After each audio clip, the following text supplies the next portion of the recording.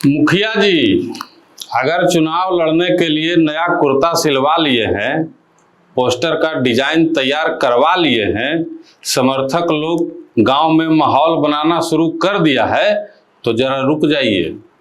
काहे कि बिहार के पंचायत चुनाव में इस बार सिर्फ तारीख नहीं बदलने वाला है, किसी का पंचायत बदल सकता है, किसी का वार्ड बदल सकता है, किसी की सीट का आरक्षण बदल सकता है।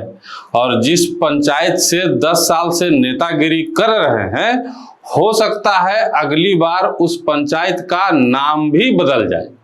और सबसे बड़ा सवाल यह है कि दिसंबर में मुखिया जी का कार्यकाल खत्म हो गया और चुनाव हुआ ही नहीं, तो गांव की सरकार चलाएगा कौन? नमस्कार, आप देख रहे हैं मगही न्यूज और मैं हूं निशिकांत।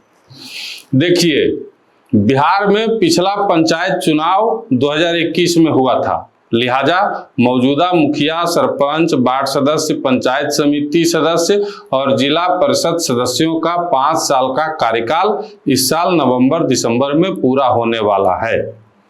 अब सामान्य स्थिति में क्या होता? कार्यकाल खत्म होने से पहले नया चुनाव, पुराने मुखिया जी की विदाई और नए मुखिया जी का स्वागत।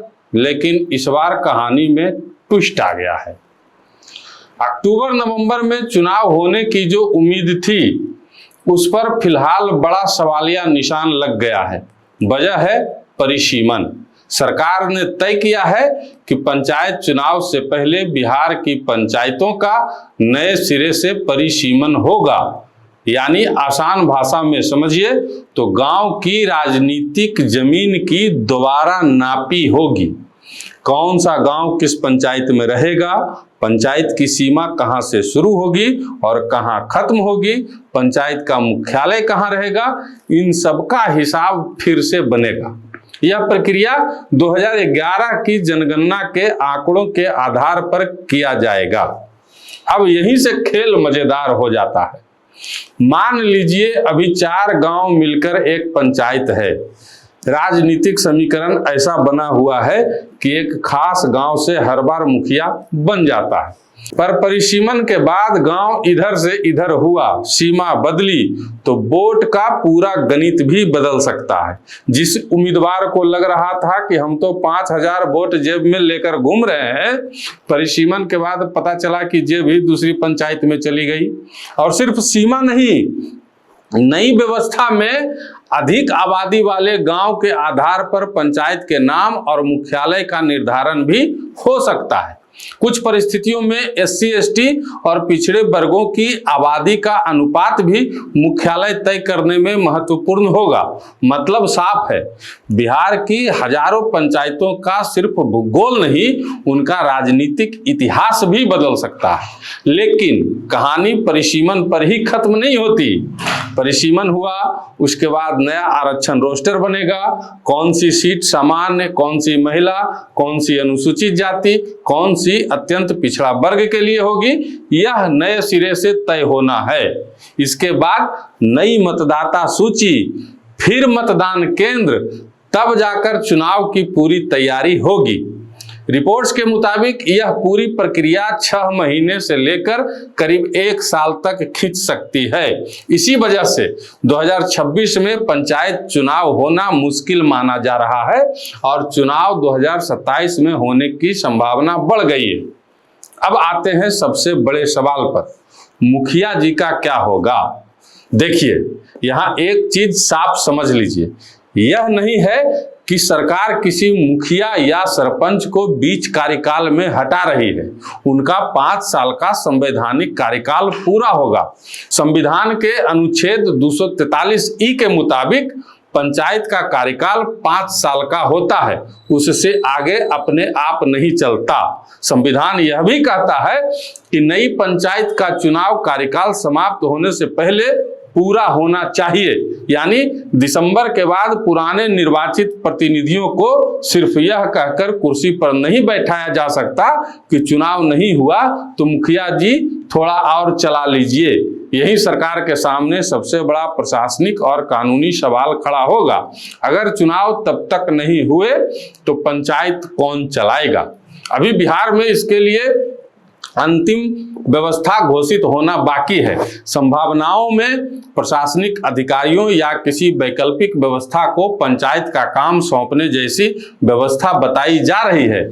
ऐसी परिस्थिति बिहार ने 2021 में भी देखी थी, जब कोरोना के कारण पंचायत चुनाव समय पर कराने को लेकर संकट पैदा हुआ था और वैकल्पिक व्यवस्था पर सरकार को विचार करना पड़ा था। इसलिए अभी कोई यह दावा करे कि दिसंबर के बाद फलां व्यक्ति ही गांव की सरकार चलाएगा, तो उस पर तुरंत भरोसा मत कीजिएगा। उसका अंतिम फैसला सरकार के आदेश के बाद ही साफ होगा। अब सबसे ज्यादा बेचैनी किसको होगी?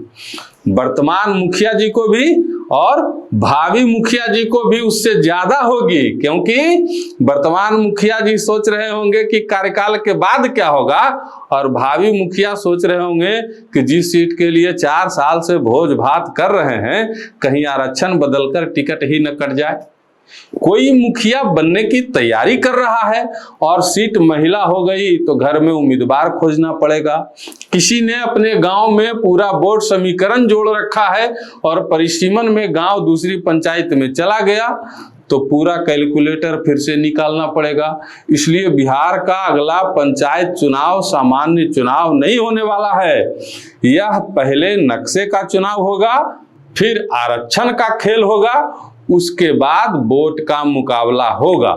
और मेरी बात गांठ बांध लीजिए, इस परिसीमन के बाद बिहार के गांव में कई पुराने राजनीतिक किले टूटेंगे और कई ऐसे नए चेहरे निकलेंगे जिनके बारे में आज तक कोई सोच भी नहीं रहा है।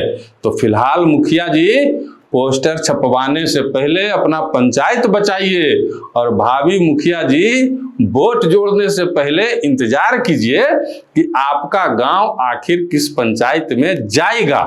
सबसे बड़ा सवाल अभी भी वही है, दिसंबर में कार्यकाल खत्म, चुनाव अगर 2027 में होगा तो बीच के महीनों में गांव की सरकार किसके हाथ में होगी। सरकार जैसे ही इस पर अंतिम फैसला करेगी, पंचायत की राजनीति का अगला सबसे बड़ा अध्याय वहीं से शुरू होगा और हम ऐसे ही तमाम अपडेट्स को लेके आपके बीच हाजिर हो जाएंगे फिर से। चलिए, धन्यवाद।